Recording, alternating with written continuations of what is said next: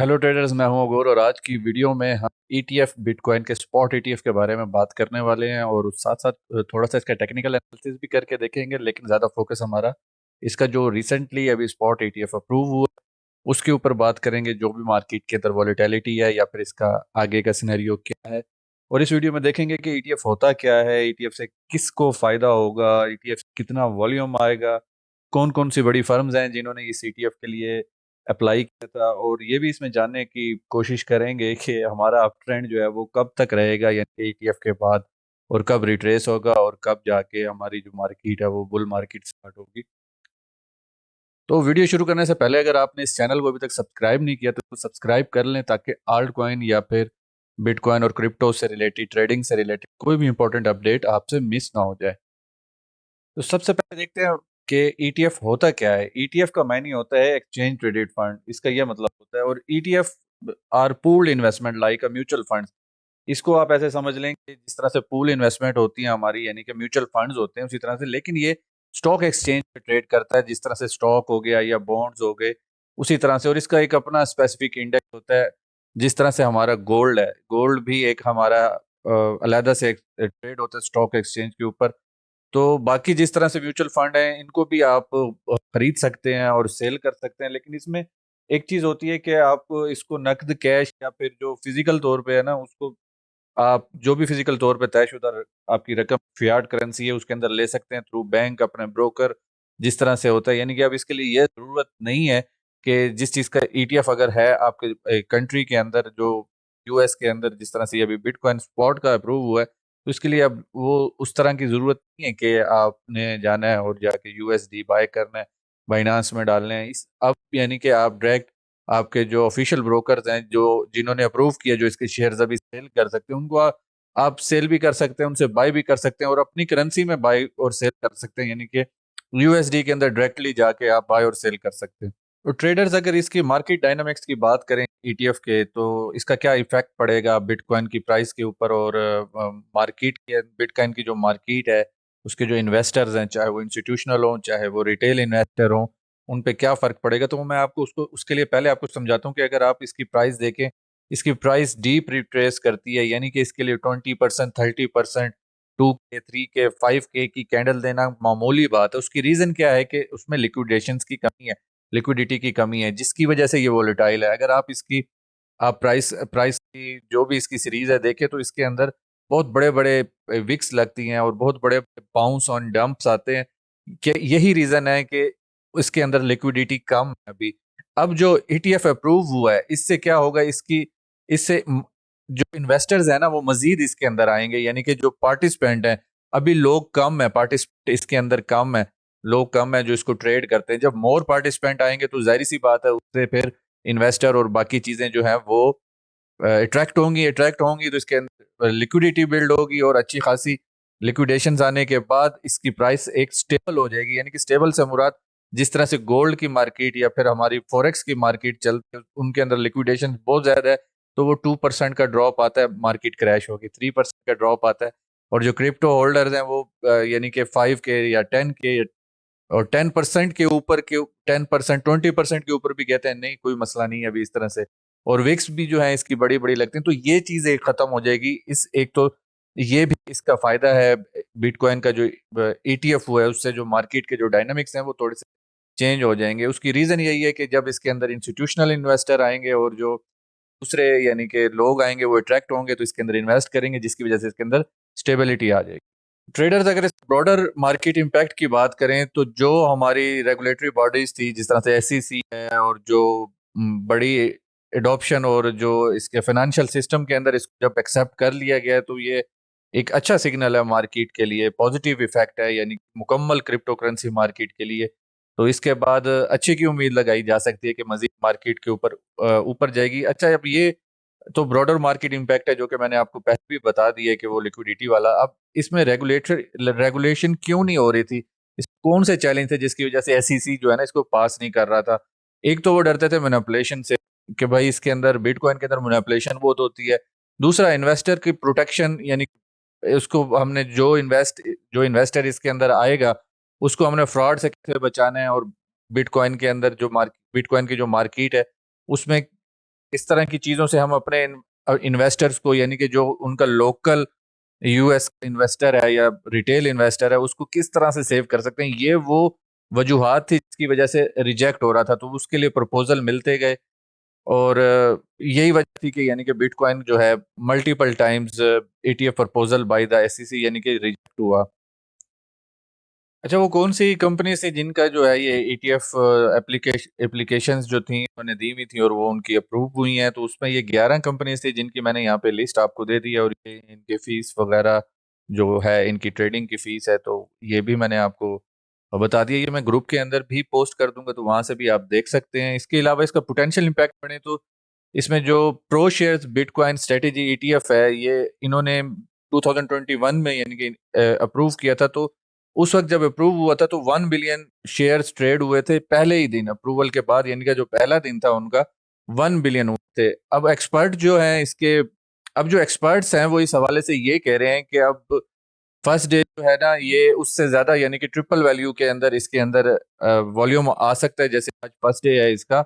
लेकिन 5 साल के बाद इसके अंदर 55 बिलियन के करीब, 55 बिलियन के करीब जो है ना ये पहुंच जाएगा। यानी कि मुख्तलिफ जो एनालिस्ट हैं और मुख्तलिफ जो एक्सपर्ट्स हैं वो इस बारे में यही बता रहे हैं कि नेक्स्ट 5 ईयर में बिटकॉइन का जो यानी कि वॉल्यूम होगा वो 55 बिलियन के पास पहुंच जाएगा।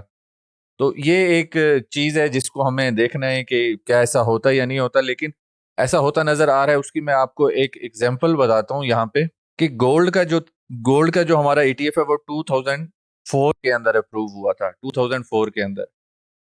यहाँ पे अगर मैं आपको ये मार्क करके दूँ, ये देखें, यहाँ पे अप्रूव हुआ था। उसके बाद हल्का सा रिट्रेस लिया हमने और इस हमारी नीचे ही नहीं आई, यानी कि प्राइस ने वापस मुड़ने का नाम ही नहीं लिया। और रिट्रेस कब हुई हमारी प्राइस जाके 2011 में। तो यानी कि ये 5-7 साल जो है हमारा अप ट्रेंड ही रहा। तो सेम इसी तरीके से मुख्तलिफ एनालिस्ट भी यही कह रहे हैं और मेरा भी यही मानना है कि बीटीसी की अप्रूवल के बाद थोड़ा सा रिट्रेस होना बनता है। नहीं भी होता तो कम से कम हमारा जो अप ट्रेंड है बिटकॉइन का वो कम से कम 5 साल रहने वाला है। 5 साल के बाद जाके हम कहीं पे रिट्रेस करेंगे और देखेंगे कि हमारी मार्केट अब किधर जाती है किधर नहीं जाती। तो अप ट्रेंड इतनी जल्दी खत्म नहीं होने वाला बीटीसी का। ये एक पोटेंशियल इम्पैक्ट है। इस ईटीएफ का आगे हॉल्विंग भी आ रही है, तो सारी चीजों को देखते हुए 5 साल इसके कहीं नहीं गए कि ये अप ट्रेंड में रहेगा। और देखते हैं इसकी मार्केट को। बाकी ये अब इसके ऊपर बात करते हैं कि इसके डिफरेंस कैसे है, यानी कि ईटीएफ को बाय करने में और आम बिटकॉइन को बाय करने में। जिस तरह से बिटकॉइन को खरीदते हैं मुख्तलिफ एक्सचेंजेस से, मुख्तलिफ जगहों से, और उसको कोल्ड वॉलेट या हॉट वॉलेट में, हार्ड वॉलेट में रखते हैं और उसके बाद कुछ एक्सचेंज के अंदर रखते हैं, तो ये एक डिफरेंस होगा ईटीएफ अप्रूव होने के बाद। यानी कि बिटकॉइन का ईटीएफ जो है वो जो ट्रेडिशनल इन्वेस्टर है वो डायरेक्टली इसको एक्सेस कर सकेंगे। यानी कि जो भी आम हमारा इन्वेस्टर है या ट्रेडर है वो इसको आसानी से यानी कि एक्सेस कर सकेगा बगैर इसको खरीदे हुए, विदाउट ओनिंग इट। डायरेक्टली ये जो है ना इसको ले सकेंगे।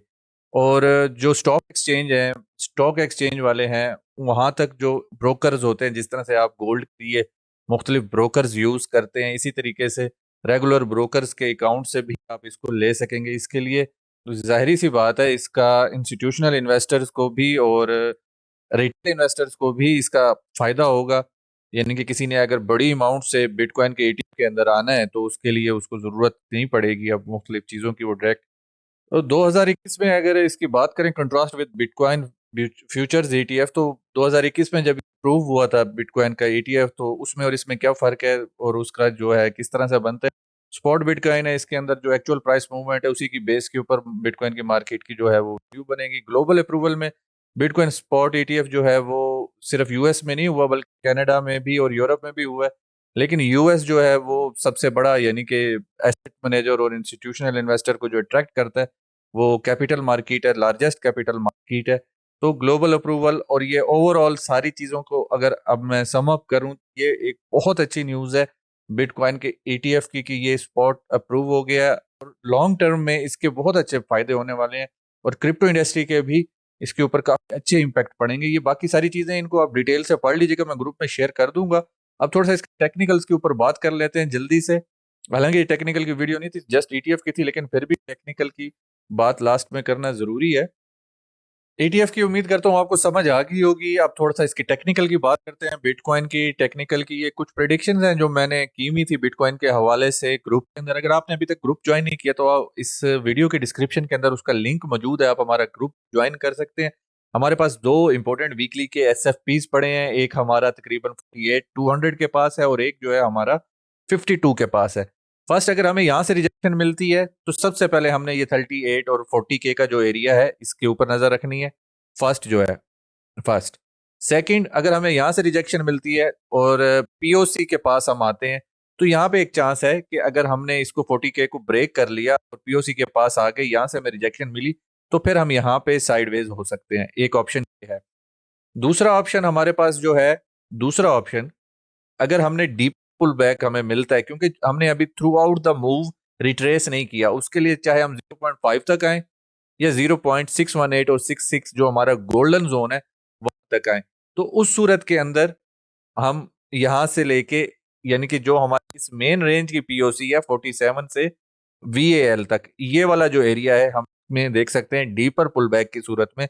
लेकिन अभी चूंकि मार्केट सेंटीमेंट बुलिश है, सारा कुछ बुलिश है, ETF भी अप्रूव हो रहा है, आगे हाल्विंग भी आ रही है, तो उन चीजों को देखते हुए अभी जो भी पुल बैक मिले या रिट्रेसमेंट मिले, 40K पे मिले, 37K 36K पे मिले, या फिर हमें डीपर पुल बैक मिले और हमारा जो लेवल है 0.618 का, 61666 का और 618 का जो हमारा लेवल है, यानी कि 32-33K का, तो ये बेस्ट बाइंग बाइंग अपॉर्चुनिटी होगी आपके लिए। यहाँ से स्पॉट बाय करें आप या फिर बिटकॉइन को बाय करना है। फाइनेंशियल एडवाइस नहीं है, लर्निंग पर्पस के लिए पेपर ट्रेड में आप बाय कर सकते हैं। लेकिन ये पुल बैक है, ये एक बेहतर अपॉर्चुनिटी होगी, चाहे वो 40K का पुल बैक हो या फिर वो हमारा 0.5 का हो या फिर हमारा 618 का हो। इसमें किसी चीज की टेंशन लेने वाली बात नहीं है, सिंपल सा एनालिसिस है। वीकली के दो हमारे SFPs हैं, ये हमारे रेजिस्टेंस है और हमने रिप्लेसमेंट के लिए फिबोनाची का टूल लिया है, बस सिंपल। और इसके अंदर किसी किस्म की कोई रॉकेट साइंस नहीं है एनालिसिस के अंदर। ये हमारी एक रेंज है जो हमने 2021 में बनाई थी, ये इसकी पुरानी सपोर्ट है जो यहाँ पे रेजिस्टेंस बन गई। अगर हम यहाँ से स्लिप होते हैं, यहाँ से हमें बाउंस नहीं मिलता, 786 तक भी आते हैं, तो ये हमारा एक स्ट्रक्चर है। VAL बेस्ट बाइंग अपॉर्चुनिटी वो कहते हैं ना, जिस तरह से डिस्काउंट प्राइस, ये वो हमें मिल सकता है, यानी कि यहाँ तक अगर हम आते हैं तो ऊपर जाते हैं। तो जिस तरह से मैंने बताया 48K को ब्रेक करके सपोर्ट बनाए, ये जो हमारा 48K का SFP है 40 डेली के ऊपर, मेरे ख्याल से 200 के ऊपर है, लेकिन फिर भी 48K वाला जो SFP है 48K वाला, तो उसको उसके ऊपर दोनों SFPs के दरमियान में हम रेंज कर सकते हैं कुछ अरसा ऊपर या नीचे जाने से पहले। तो ये टेक्निकल चीजें हैं जो मुझे लग रही हैं। यहाँ पे एक बाउंस लग रहा है, ये वाली जो हमारी रेंज है, ये वाली रेंज हमें बाउंस प्रोवाइड कर सकती है। 37K वाली जो एरिया है ये हमें प्रोवाइड कर सकता है बाउंस। और इसके अलावा अगर लॉन्ग टर्म की बात करें तो मैंने आपको पीछे ETF की वीडियो के अंदर कर दिया, लॉन्ग टर्म पे हम बुलिश है। हमारी रिट्रेसमेंट, अगर हमने अप ट्रेंड हमारा जो खत्म होगा, यानी कि बियर मार्केट, या हम दोबारा से, जिस तरह से वो कहते हैं कि बिटकॉइन एक दफा दोबारा से लो प्राइस के ऊपर आएगा, तो वो कम से कम 4 से 5 साल के बाद आएगा। तो ये वाला जो अब रिट्रेसमेंट ड्रॉप या फिर जो भी आप इसको डंप समझ लें, जो भी आने वाला है, तो इसको मिस नहीं करना। आप देख लें, टेक्निकली मैं आपको रेगुलर अपडेट देता रहता हूँ, जो भी मार्केट के अंदर मूव आती है उस हवाले से, बिटकॉइन के हवाले से या कोई फंडामेंटल चीज आती है। लेकिन फिर हम टेक्निकल्स को ज्यादा फॉलो करते हैं, फंडामेंटल पे इतना ज्यादा बिलीव नहीं करते, लेकिन वो भी मार्केट का हिस्सा है तो साथ साथ उसको देखना चाहिए। ETF का जो मुझे भी समझ आता था उसको मैंने आसान अल्फाज में आपको समझाने की कोशिश की है। तो ये तो थी हमारी आज की वीडियो। अगर आप फ्री ट्रेड कार्ड्स और free signal, free market update या हमारे लाइव लर्निंग सेशंस लेना चाहते हैं तो इस वीडियो के डिस्क्रिप्शन में ग्रुप का लिंक मौजूद है, उसको ज्वाइन करें। अगर आपको ये वीडियो हेल्पफुल या इन्फॉर्मेटिव लगी है तो इस वीडियो को लाइक करें, दोस्तों के साथ शेयर करें। आज की वीडियो में शामिल होने के लिए थैंक्स। मिलते हैं अगली वीडियो में। Happy trading.